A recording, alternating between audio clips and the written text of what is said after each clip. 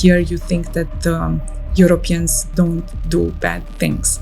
And this is a very big blind spot. I saw a video when employer hit his, just slap his Sri Lankan worker, and the colleagues told me it's not the first time it's happening. A really big network of human trafficking was high former official from our Ministry of Internal Affairs who was involved and was actually a head of this network.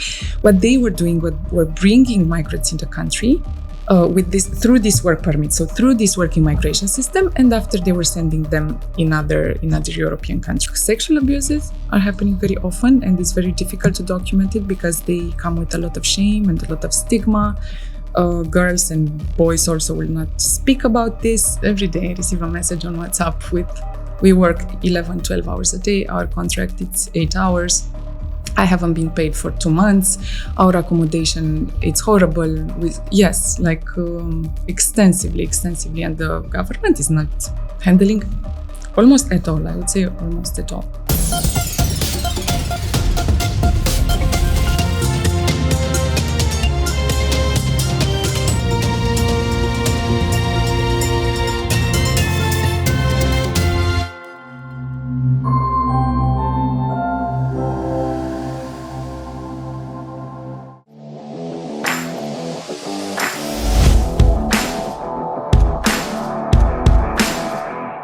Welcome to another edition of Insight. I am Shiharanis. Sri Lanka has witnessed thousands of people migrating, especially after the economic crisis. They have been seeking for greener pastures. First, it was the Middle East. Now they have diversified their destinations and going elsewhere, especially Europe, Australia, Canada. And the working community, the blue collar and also white collar workers, they try to move into Europe, where there is a huge demand for workers. And Romania is a hotspot. And to talk about this migration and how does it work and the issues faced by Sri Lankans, today we have in the studio Iulia Hau, a freelance journalist from Romania who has extensively worked on the migration issue as well as published many investigative reports on migration, especially related to Sri Lankans. She has mostly focused on Sri Lanka. Welcome to the show, Iulia. Thank you for inviting me. How do you feel Sri Lanka? Very good.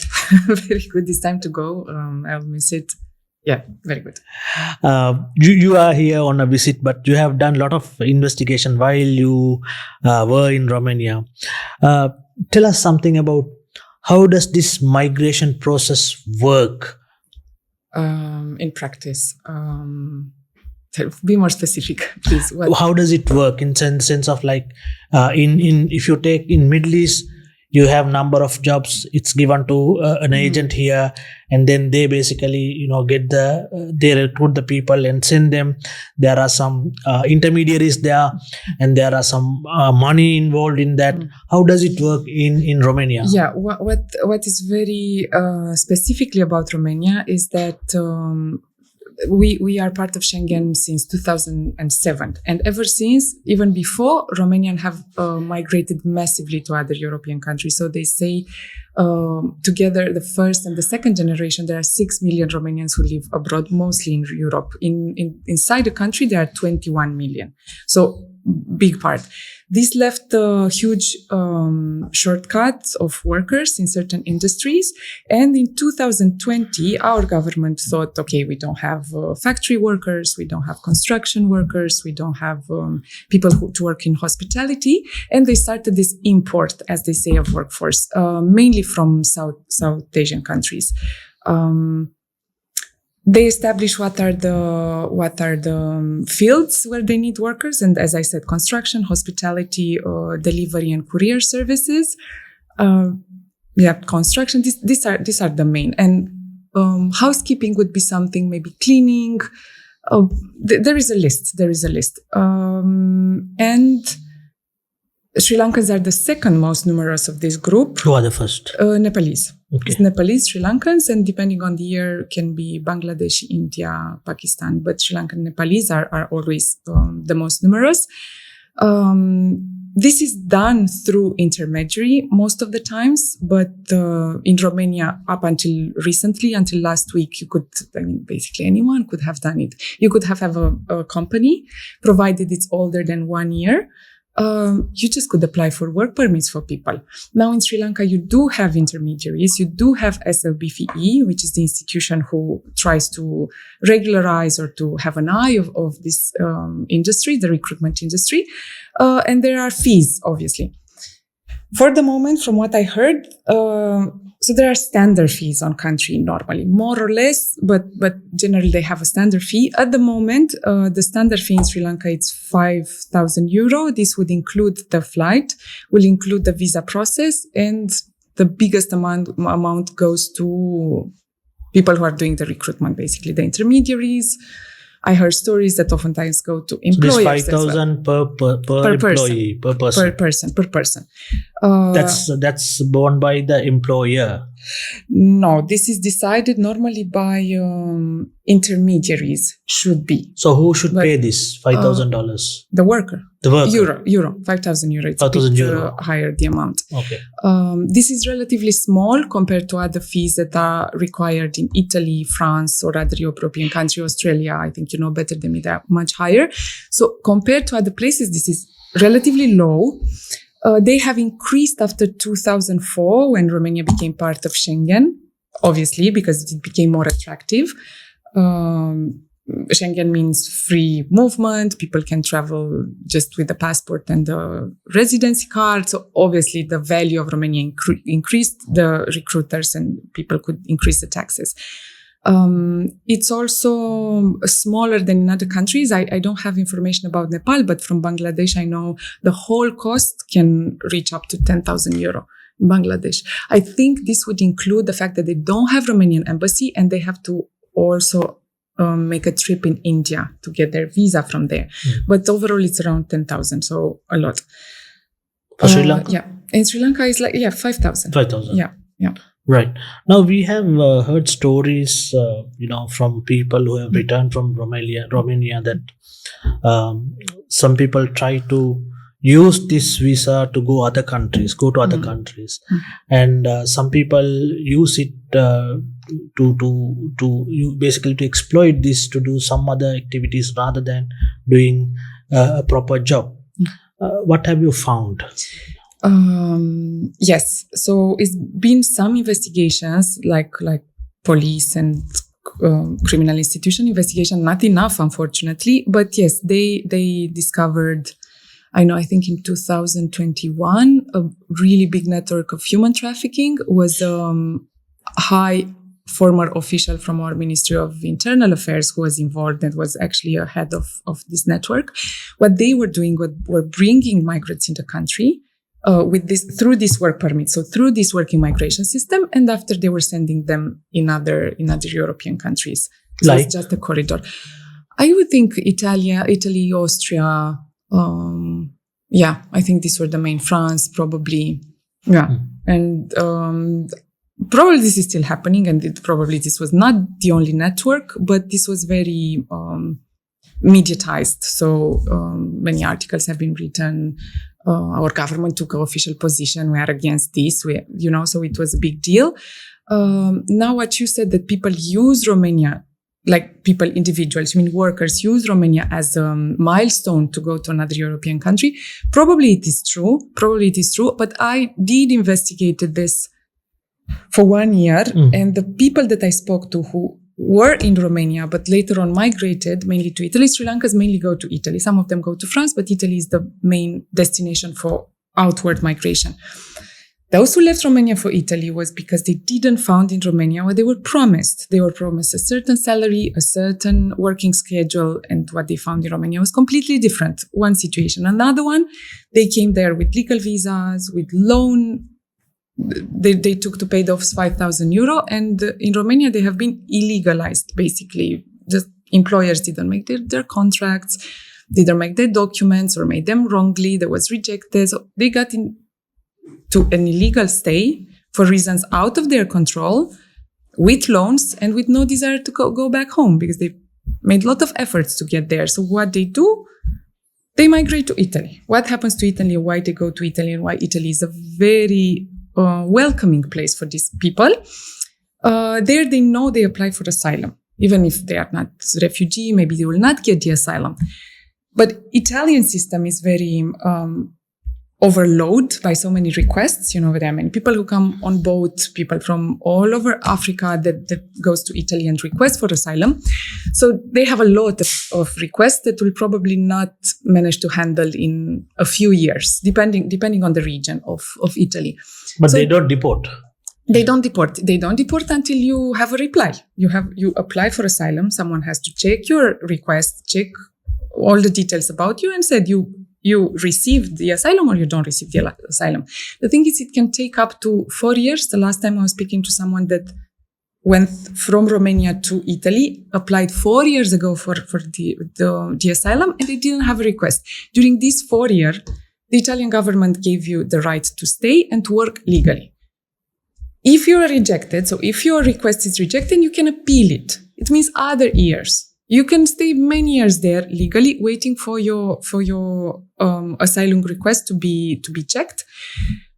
This time you can earn money, you can send money home, you can pay your loan, you can buy a land. It is something. So you have the choice of staying in Romania illegal, chased by our police because they are very strict on this, or they are doing many raids, and they really deport people. And generally, it's an atmosphere of fear, of terror. If you are undocumented, there much more than in other countries, and this is something typical to East European region. So you are the option between staying in Romania in these conditions without documents. Working without documents, it means your employer can ask you to work as long as he wants. Even he cannot pay you. If he doesn't want to pay you, he doesn't pay you. What you gonna do? Or to go to Italy, get these papers, work legally. It's true, you cannot come back to your country for as long as you are there. Otherwise, you cannot. Your asylum it's not valid anymore. So it's kind of understanding that people would choose to go to another country. We have also heard reports of exploitation in Romania by the Romanian employers, right? This is not by intermediaries, but the employers. Have you come across any kind of those stories? Every day I receive a message on WhatsApp we work 11, 12 hours a day. Our contract, it's 8 hours. I haven't been paid for 2 months. Our accommodation, it's horrible. Extensively. And the government is not handling almost at all. I would say almost at all. Yeah, it's a lot of impunity most of them know they should work 8 hours a day. If they do extra hour, they should be paid. They know what is the minimum salary. They know more or less what their rights would be. But how to demand justice? Like how? You have to either have a lawyer, either go to an institution personally. Probably you should speak Romanian. In English, many institutions don't communicate in English. Either the labor department recently stick a note on their door. If you don't speak Romanian, come with a translator. So they don't take it. And generally, it's just knowing your rights is not enough. It's not enough. What also has encouraged this exploitation, it was a new small law that was given in 2022, saying that every foreign workers has to work for minimum 1 year to one employer before they change the employer. If they work less than 1 year, they need a specific written consent from that employer to find job somewhere else. This led to huge abuses. What they wanted to prevent people to jump from one employer to another. Obviously, this law was given by the patronage of employers, but this led to tremendous abuses because people knew they just cannot leave. If they leave, they cannot find another job and they will fall into illegal stay. It was condemned by NGOs and activists that it's abusive. It's basically abusive and gives too much power to the employer. Now Romania in Sri Lankan region, right? And you have a strong Sri Lankan. Usually they have this strong legal and human rights protection measures. Why it is not working in Romania? I would argue these things with human rights protection. Maybe, yes, you can access, but the human rights protection in many countries stops to your legal stay. If you are undocumented, many times you don't have much protections. It's not, and the laws are getting harsher and harsher in Europe. I don't know if you're following. They passed a law for the deportation to happen quickly, for more chasing, for more raids. No, I think there are huge infringement of human rights across Europe. In Romania, in my region, like Poland or other countries in my region, Serbia, maybe a bit more, although I don't know what to say. Maybe because we are not prepared to have working migrants. This is a very recent trend. Normally, traditionally, historically, we were the one who were migrating for work to offer our work to richer country. All of this is very new. In Romania, it's very new. There are not established NGO who can handle it. People really have no place to go and get an advice, psychological support, legal support, nothing. We really don't have an infrastructure to protect their human rights.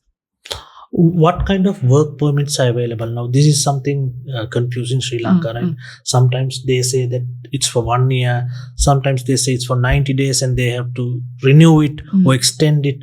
How does it work, this work permit? It's going to change with the new law. So we had the new law adopted a few days ago that is planning to change the whole recruitment system. Like the whole recruitment system. They want to certify agencies. They want to have a platform. So everything to happen to a platform, put a lot of responsibility of intermediaries. They will change everything. For the moment, it's not ready at all, but it looks pretty good on the paper. Now on practice, let's see, we're going to see in the next year. On the paper, it looks good.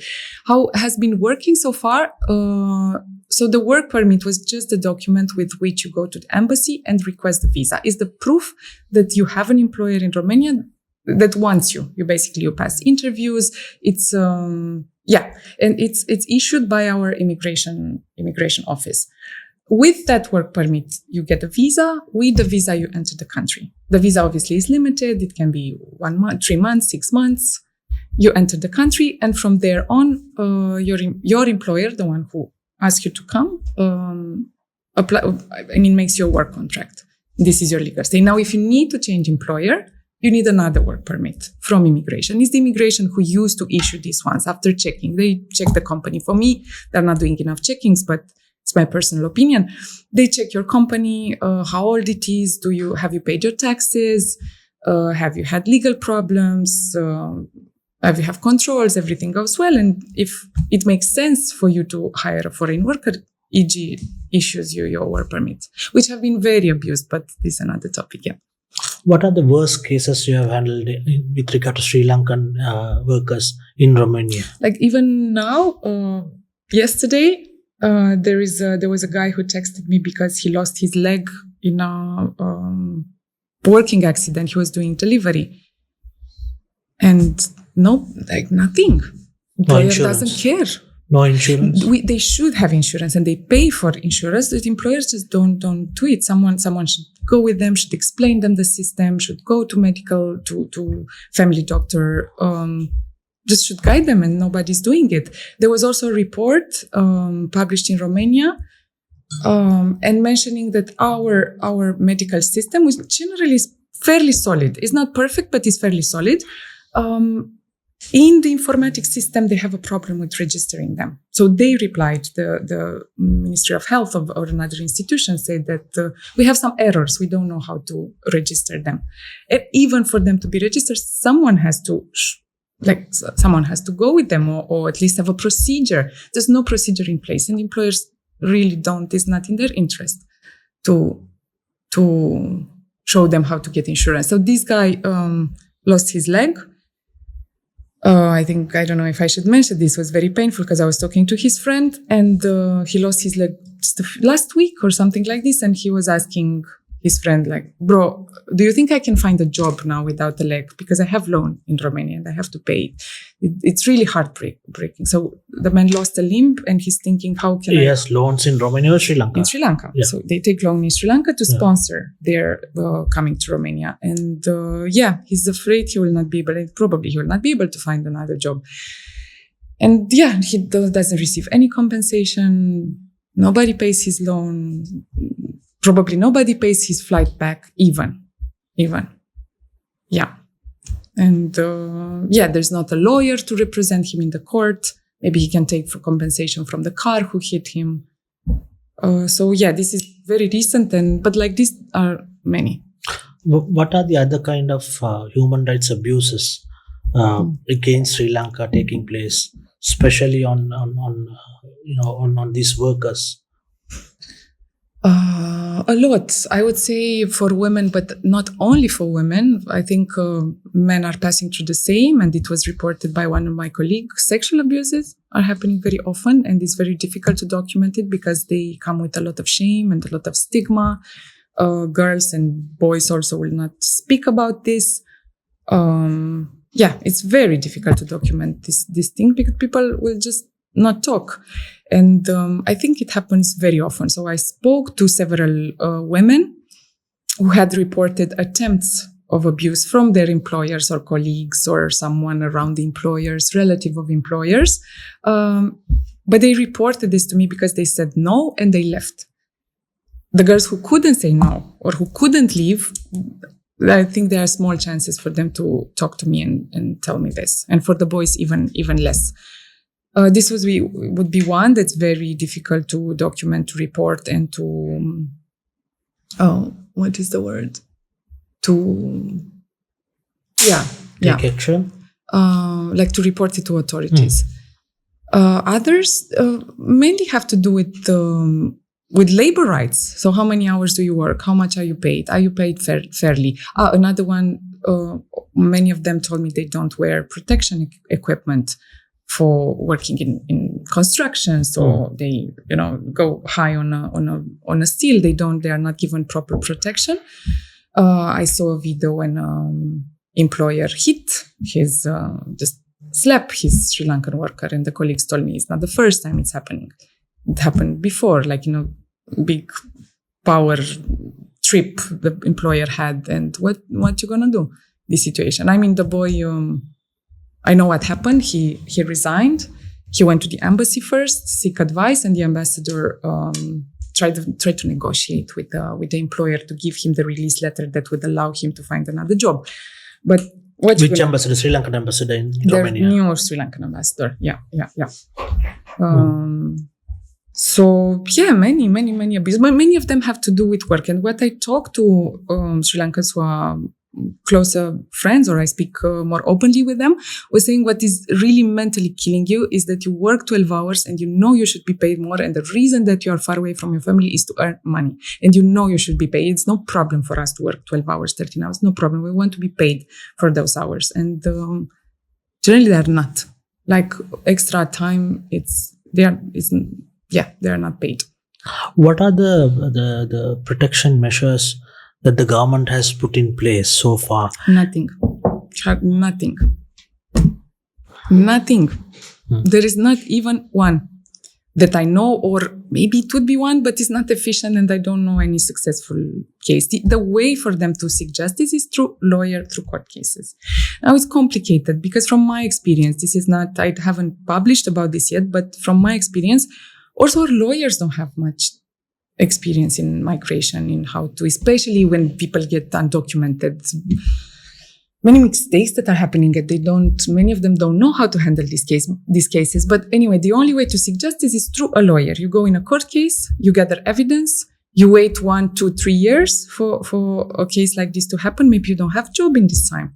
You can legally not work in this time if you don't have. It depends on the situation. But that employer also costs money. Where will you get other 1,000, 1,500 euros to pay the lawyer? Nobody guarantees that.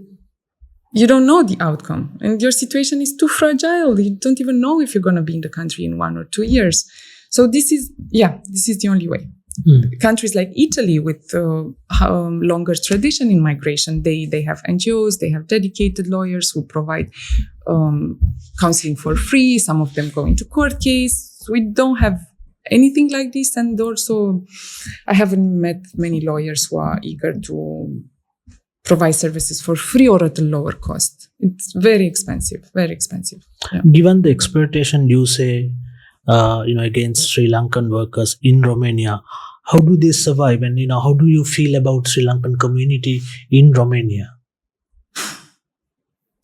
It really depends on the job they have. So I would say there are people who were lucky, basically, or they were very skilled in one of the fields that we need workers, and they were also lucky to have like decent employers. I'm not saying everybody; it's a human trafficker or a human abuser, and those have a fairly decent life, so they don't struggle with money. They are not afraid of losing their legal status. They can send money home. There are people who can buy land or just support their families. But I think these are much less than half, much less, maybe let's say a quarter. And why I'm giving this number? It's recently that our government gave statistics saying that 50% of those who got into the country with working visas in the last 5 years, less than 50% secure legal status and long term. So 50% just either disappeared, either were illegalized, either left to other countries, either came back. Something happened wrong with them there, because otherwise they would have still be there. And these are only those who are not in the records anymore. Now, out of those who still are, half of those who arrived, it's like for the moment 150,000 non-European workers who came through the system. Like half of these are still in the country, and many of them are suffering in the country. So many of them pass through abusive situations. So that's why I would say maybe a quarter of them have, say, normal situation. Like normal situation, you work, you are fairly paid according to the law, according to the labor law, and you have a normal life. Treated fairly, not humiliated, not beaten, just normal person. So very little. I say very little. What are the rights they can use? I mean, what are the worker rights they have when they work in Romania as a foreigner? So this medical system is pretty well thought. Also, our legislation, talking to experts, it's labor law. It's one of the strongest in Romania. So on the paper, the law looks very good. The enforcement of it is a problem. So technically, they do have rights, and the law protects them. And in Romania, the law protects the worker. The problem is how you demand these rights, how you stand up for your rights, who has your back in case of anything. You depend on your status, you depend on your work permit and on the right to stay there. You can lose it in 3 months like this, and after that, no more right for you. So it's this medical system that should work fairly well. The labor protection. What else? They have the right to travel freely in Schengen. So as tourists, and many of them take a flight, go to visit their friends in Italy or France, spend a few days, come back. I think this is a big freedom that we enjoy there. Those of us who have legal stay. What would be something else? You have the right to open a business there, have the right to all the banking system. Although there are discriminations there as well. Some banks don't want to open accounts for businesses for Sri Lankans. Like normally you should enjoy equally rights as a citizen. Moon Lanka, since 1995. Do you feel that it's a scam, right? The whole migration process is a scam, because we have in Sri Lankan side, we have heard about intermediaries acting on behalf of Romanian agencies. Right? We don't know whether it's directly from Romanian agencies, agents or employers, or another intermediary. Have you come across any of these? Many. I have some opinions about this. I think I know Sri Lankans when they got scammed. So when they pay money to an agent for a work permit that never comes, or when they go through the process with that agent, get in Romania, and they realize either they don't have job, or the job is not the one that's promised, or it's just not the same what they've been told. They will turn against the Sri Lankan agent always, because they cannot blame an employer they don't know. They cannot do it. And it's also, I think, a cultural aspect here. You think that Europeans don't do bad things. And this is a very big blind spot. You think if somebody do something wrong, it's my Sri Lankan fellow. So European violates Yes. human rights. Big time. And you really need to understand that it's, many of them understand after they go there. They need some time. But you go always against your Sri Lankan agent because he's your contact. And also, as I said, this cultural blind spot, thinking that we don't do harm, which is very, very not true. I think we do more than you. But they turn against this agent and they can open court case against them. It's also the community power. Maybe you know their families, maybe they are from your village, and they are bearing the cost of anything that can go wrong. Now in Romania, what they are doing, either recruiters, either employers, because up until now anybody could have get into this business. As I'm saying, even my grandmother of 86 years could request a work permit and get into the recruitment business. There's no certification, nobody who check you, nobody to qualify you, no organism. So completely overlooked from our government. So what they know that work permits means power, and they know workers are a lot. So there are a lot of people who want to come. Work permits are limited. So the power is in European countries. Here, there's no power. So the agent here has no power to negotiate. He has a lot of people. There's plenty. How do you get the work permit? So these guys know they have the power. So they impose huge and unreasonable. It's unreasonable. I know how is the process to get the work permit. And it is not worth it 3,000 euro, the work. Besides, you don't have any qualification to do this. Okay, maybe some of them have studied something.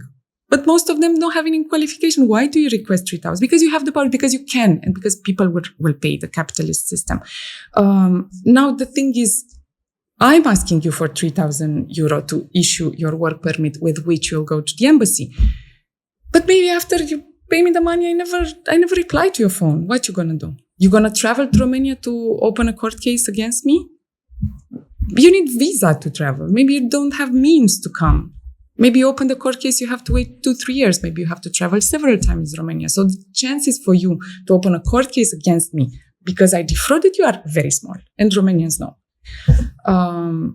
So many of them take the money and never give the work permits. They know nothing will happen to them. Another problem here is that Romania and Sri Lanka don't have bilateral agreements. I think they are called.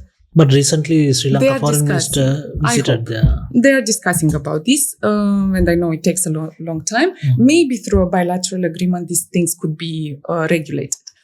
Now, I recently spoke to the Sri Lankan recruiter who was telling me that Romanian recruiters, they don't accept bank transaction. Many of them don't do contracts. So they don't want...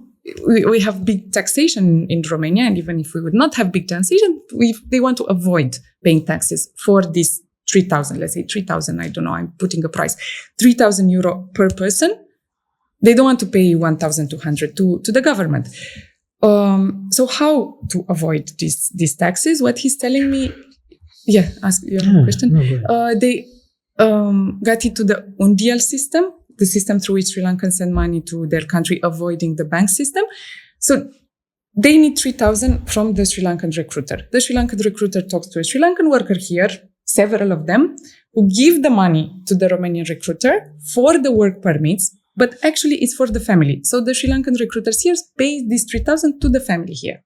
Understand? So, and there's no tracing of the money. In this case, it's impossible to win a court case. So there was no bank transaction. How can you prove? There are a group of Sri Lankan workers in Romania who came to my office, pay me the money cash. You can easily scam. I can easily stop replying to the Sri Lankan recruiter. What he's going to do? How he's going to prove this happened?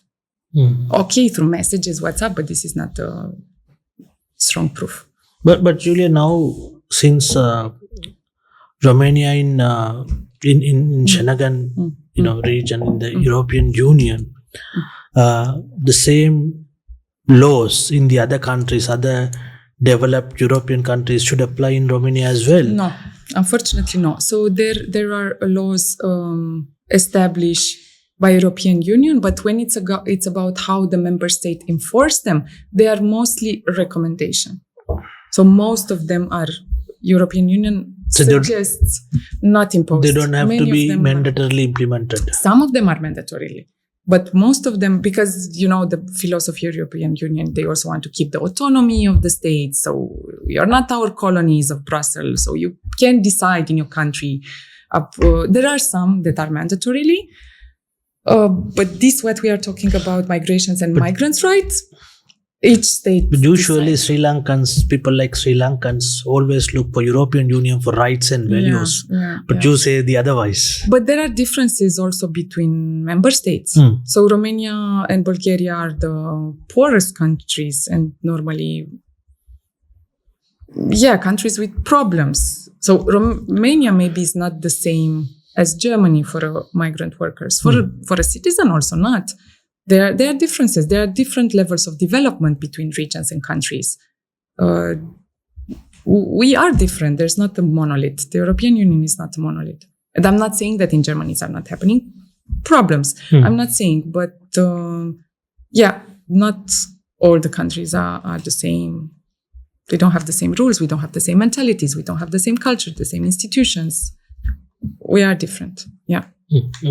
Okay. So from your research, from your findings, and from your investigations, would you advise Sri Lankans to go to Romania? If they want to go, what should they follow, and what are they should be aware of, and what are the precautions they should take care of? Oh, this is very difficult because these problems are systemic. It's very difficult to address them at individual level. So the scamming and the problem in the recruitment and everything done, behind closed doors or without contracts, without the legal path. This is the systemic problem. What can a Sri Lankan do if the recruiter was scammed? What can he do? There's no precautions. It's between the two. Some things that I could, or if he gets with an abusive employer, what can he do? I mean, what I recommend, it's small things. There are small recommendations. Like when they get into an abusive situation or whatever happens to them, to gather evidence. Like, I think this is the only thing they can do. And some have done. So some have suffered abuses on the streets and they take the telephone, they record. Many times this news got into television, press, and he has an evidence like this is happening. I've been beaten. Gather evidence. I've been working with some Sri Lankans, and they gather either secret recordings with the phone. So they have the discussion with manager where they are intimidated, blackmailed, beaten sometimes. So they record with the telephone. Messages, screenshots saying, their real schedule or the fact they are not giving medical leave. That's another problem. Or the way they're spoken to. I would say gather proofs. Because after that, in case of a court case, if they manage to get into a court case and anything, this is the most important, how you prove you have been abused. Other things, and this is something that Sri Lankans really don't do, and that either Asian also, try to learn Romanian, even a little bit. If you speak Romanian, life in Romania, it's so much easier. It's like so much easier. I know it's complicated. I know you don't have time. I know you work a lot. You don't have classes. I know the infrastructure is not there to help you in any way to learn Romania, but if you can speak even a little bit, this makes the discussions with the institution easier, the contact with the society easier, and they don't speak. It's also complicated. Many of them don't think they will spend too long time there, but it doesn't matter. It doesn't matter, I would say.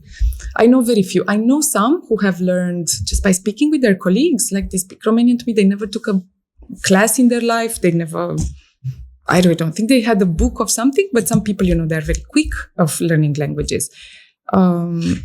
Yes. Try to apply or to get skilled work jobs if it's possible. That's for everyone, because we also need people to deliver food, So some of them, even if they are skilled, they will get into delivery jobs. But from what I noticed, people with a skill that we need, actually, not any type of skill, the skill that the state needs, have their life easier. Yeah. Now, if somebody gets into trouble in Romania when they were working, either being exploited, either being, illegal, asked to basically to follow illegal labor laws, right? What is the remedies they have in Romania?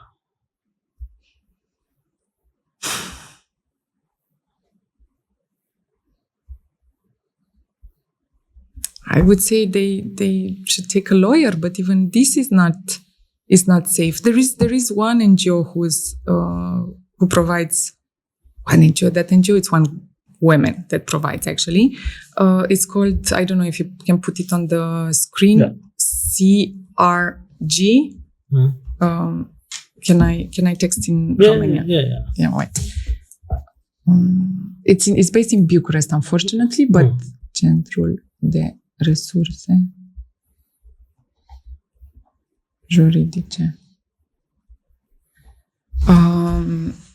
And she can provide at least some guiding, or at least some legal help, or at least some information they can do.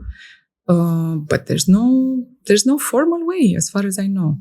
If you know a Romanian, if you know someone, if someone can guide you through institutions, they maybe can come with you. They can, translate everything for you, and also understand a little bit the system. Yes, but there is really no formal way to report abuse. What about the legal cases? Sri Lankans have basically sought in there is another Romania. problem here. I encounter many cases when you pay a lawyer, you take a lawyer to open a court case, the lawyer takes your money and after never replies to your phone, like recruiters. It happens. So there is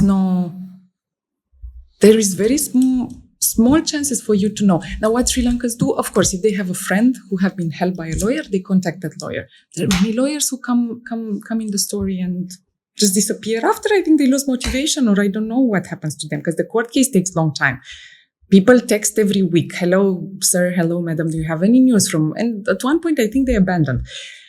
So not cool, because basically it's your lawyer. You paid for him. And I encountered these cases many times. But in the cases that are followed, so when the lawyers are really serious and they provide help, what I saw is that the court cases against employer generally are won by the workers, because the legislation favors the worker, backs up the workers' right. Now you need to find a good lawyer that will not ghost you after. And good luck. Do you say the legal system also not in favor of the worker, or is it not fair? The legal system? Yes. No, the law is in favor of the worker. So the text, the theory, what it says on the paper, it's in favor of the worker. That's why if you manage to get in a court case, it will take a long time and everything, but you have big chances to win. Now the enforcement of the law, it's a problem. Yeah, that's it. How do you access your right? How do you... Okay, you go to institution, they say we don't speak Romanian, send an email, you receive answer in 30 days, everything is in Romanian. How do you navigate this system? Very difficult. Very by yourself, very difficult. How about the Sri Lankan embassy in Romania? I mean, you have been following this for the last 4-5 years. I mean, has 2 years and a half. Yeah, okay. Yeah. And the embassy, I think it's there for 3 years or something like this. So it hasn't been there for forever. To say honestly. Has it been helpful? I mean, I'm sure. I mean, usual practice is when somebody is in in trouble, they basically seek help from the embassy. Then embassies tries to speak with the employer or the government, respective governments or the labor department, and then come to a settlement. Right? Yeah. Does it happen in Romania? Yeah. So now I also think the embassy have pretty limited power. So they cannot go and confront the employer, the abusive employer. I think they have limited power, but some level of power they do have. Now the ambassador has changed, I think 1 month, 2 months ago, and people have big hopes in this new ambassador. The former one was not pretty active, not pretty showing up to people. I sent her several emails and WhatsApp messages asking for an interview. She never replied. I also have a personal experience. I went there to report the death of a person, and they were not super, super happy to step in or to help. In the end, they had to do something because the embassy has to follow some legal procedure and provide the passport for a person. So they had to, but we kind of have to insist a little bit for them to do the job. So this was the former ambassador and the diplomatic body. Now it seems to be different. Let's see. It's too early, but it seems that this new ambassador, his replies. He replies. He's there, like you see him. And it's not only abuses and problem. I was talking to someone who has traditional dancing school, and they are doing all sorts of festivals, shows. They go to events in Romania, and he was saying like, we just request for the embassy to help us find a place to train, like, to represent our culture, to also this cultural side, and if people want to do stuff, I don't think it's that difficult for the embassy to find a place 2 hours for the people to train 2 hours per week. But it has to be there. It has to show up. It has to make a little bit of effort to ask around, So they also might have different needs of community forming, needs of cultural expressions, of artistic expression, of just social functions, which embassy can step in. And it's very important for the community forming. It's very important, I think. Is this exploitation peculiar or unique for Sri Lankans or for all the Nepalis, Indians, Pakistanis? All the guys. I don't think it's any difference between them. No, the abuser is the same. Yeah, but the action taken by the other countries will be different, right? For instance, India will not tolerate this kind of things, I guess. No. I don't think it's very much difference. It's a difference between how educated people are or how skilled are, because this might give you some power. This might give you some power to argue. You speak a certain level of English, so you can defend yourself. It gives you, like a strength of character. I think this would be the difference between people, but not between nationalities. No. Yeah. And from what you have said so far, it's like okay, Romania is a place welcoming the foreign workers, but they are also being largely exploited, right? Which means, do you say don't come to Romania? I think it depends on the situation. I think it really depends on the situation, and it depends on the sacrifice you're doing to come. So what is in stake? You sell your house to come? Maybe the risk is a bit too big. Or maybe 5,000 euros is not, they will not kill you if you pay. Okay, it's a big loss for the family, but you'll manage to stay up, just take into consideration that you might not be able to pay the money back. You might come back with empty hands. You might even have to request more money to come back home. And according to this, every person should take the risks. Now, for younger people, it's easier to take risks. I see people 25, 24, 26, they go and do whatever they want. For other people who are in their 50s, in their 40s, they have families, they don't have the same appetite for risk. Maybe they have health issues. It's not the same. So it's really individual for every person. Also, I see people who have certain level of support from their family. So they know they're in trouble. The family will send money or will pay the ticket or will do something. they are more eager to take risks. They go to Italy, they go into court, there are people who are staying without documents for 3 years there. Other people who can't bear even 1 month to think they are undocumented. Say, I can't sleep, I can't stay, I'm not this kind of person. They even think they are the criminals when they are actually the victims. They have been illegalized, but they think it's something wrong with them. What if police put me to jail or the police catches me? There's also shame. I'm not a criminal in my country. I'm not a criminal. So they cannot resist their undocumented at all. So they come back home. Every person, it's different. Do you see, how do you see the legal system in Romania? I mean, is the issue with the rule of law implementation, or is it something that wrong with the expatriate workers, especially Sri Lankans? With the what? Expatriate workers, Sri Lankans. Expected? Expatriate workers, foreign workers. No, I think it's an enforcement of the law. I mean, the general reputation is that Asian people are hard workers. They come and they are motivated. Most of them are motivated. They come there to earn money, to build a career, to make a life, to bring the wives. They are motivated. I don't think it's any issue with them more than with any other human beings, We are not perfect. Okay, maybe we have days when we are lazy. Maybe we are not motivated. Maybe some of us have... we have neurodivergences. So we are people like in any other place of the world. They are people. But the amount of power that the employer has, it creates it's disproportionate. So abuse is happening. No, I don't think it's any problem with workers. How does it work in the other European countries? For instance, Italy, Bulgaria? Oh, it really depends.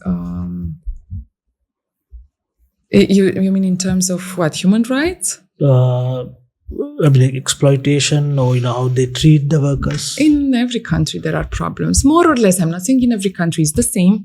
In every country there are problems. In Italy there are also big problems with exploitation. I would say maybe less than in Romania, but still there are also reports of many Romanians work in Italy. So we know many Romanians go to Italy and they are exploited there. I think the main difference there would be that they have civil society that steps in. So you have you have an office to go, you have someone to represent, you have an Italian person who works as a social assistant or something that can step for you. But exploitations happens everywhere, unfortunately. It's, yeah. And we have heard stories like, people going in the trucks, right? They go in trucks. And sometimes I have heard story from a person in the eastern province that they used to go in a truck with small holes hiding inside the trucks for many hours, right? And they have paid a hell lot of money to the organizer. And then they had to stay for days inside this truck before they, get into Italy and, go into Italy. I mean, is it still happening? And what are the laws, to prevent this, and why they are not being implemented? I will explain you how this works. So people were traveling in trucks from Romania to Italy a lot before we got into the Schengen country. So the Schengen stopped at Ukraine, which is our neighbor. The border between Romania and Ukraine was checked. So everything, Schengen space basically means that people and goods can travel across the countries, across the borders without checking a passport, without nothing. So the Schengen border was the Romanian border with Hungary. They had to cross the border between Romania and Hungary. That was the deal. That was before 2000. It's still happening, and I'm explaining how. How they not stop it? It's very difficult to check every truck. Thousands of trucks every day are passing there. You cannot check everything. Plus, there's a lot of corruption. There was a lot of documented corruption on the border. So you bribe the official there to turn a blind eye and not check your truck. There was a lot of money involved. There were networks through this. Now, since we are in Schengen, people who have passport, who have a legal stay in Romania, basically proven by the TRC or the visa, They take the flight and go to Italy, much cheaper. It costs, I don't know, 200 euros maybe. And they go legally as tourists. This is legal to go there. It's not illegal to stay. Because you have the visa. Schengen, because we belong to Schengen and we can move. Now they go to Italy as tourists. Nobody can stop them at the airport, although it happens. Sometimes border police call their employers and ask, is this your employer? If they don't have employer, it happened. Unfortunately, it happened. But they can also not check everyone. And I don't think they have the intention to call every employer for every non-European person who crosses. They get to Italy and they never come back. And what's happened? Many of them either ask for asylums or other have spouses there. They can apply for a different type of visa, spouse visa, or whatever they choose to do there. Now, if you are in Romania, but you lost your legal stay, so your visa expired, you didn't secure a work contract, or you don't have the residency card, for some reason you are undocumented in Romania, now you still have to take the truck. Because at the airport, you cannot pass. Although it can happen. There can be mistakes of border police. I know cases, the guy who was undocumented in Europe for 1 year and he traveled Romania, Poland, Italy after 1 year. So it can happen, but it depends on luck. Otherwise, you have to travel by truck. My final question. You have been so negative on these workers who want to work in Romania, especially Sri Lankans. Tell me something good for them, good message for those people who are aspiring to move to Romania and do some jobs. I don't know if I can say something good. I can rather give an advice. I think one of the issues and why exploitations happens like freely without anything to check is because there's no community organizations. So communities don't speak between themselves. People are ashamed to say. People don't want to seem as losers. They don't want to seem as if they failed in front of their peers in Romania or in Sri Lanka. They betray themselves. They betray themselves for the boss. They go and tell to the boss that, they take money from one another for jobs. They see business in one another. The ones who are doing business or are having extra money is not in the Romanian society. It's also with their peers, So they go there and they're thinking, okay, how to make more money, how to do, and they are doing it inside the community because it's a big segregation. Now, this is something we haven't spoken. So Sri Lankans and Romanians, they don't meet. Like they rarely make friends. They don't go for coffees together. They don't belong to the same group. They don't communicate. Sri Lankans only stay in their communities, but they don't build community. They don't build support groups. They are not in solidarity with one another. And they're very easy to abuse. They're very easy to exploit if they, each one on their sides. And so one advice, this also takes time. It's recent. It's only 6 years since this is happening. So it takes time to build community, to build groups. Like what they are doing, they are organizing progressive house parties, progressive music parties, I think I told you. And there it's an excellent level of logistics and organization. So I don't understand. Guys, you don't organize for anything. You don't have a union. You don't have a community leader. You don't have something, to seek advice. But when it's about inviting your DJs from Sri Lanka and making parties and renting spaces and lights and videos, high quality videos and bars and everything, the logistics, it's perfect. So it's possible, it is possible. But they travel from one city to another to see their artists. So I don't know. It's incredible what they are doing. But when it's about standing together for their rights and to support each other, almost nothing. Yeah. Thank you very much, Iulia, for your insight and in-depth responses. And we wish you well on your investigation on this issue. Yeah. Thank you very much. That was Iulia Hau, a freelance journalist from Romania who has been doing extensive work, extensive investigation and research on Sri Lankan workers in Romania and the plight of them. Thank you for watching.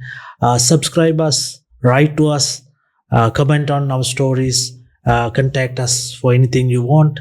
Thank you for watching. See you until we meet you on the next episode. Thank you.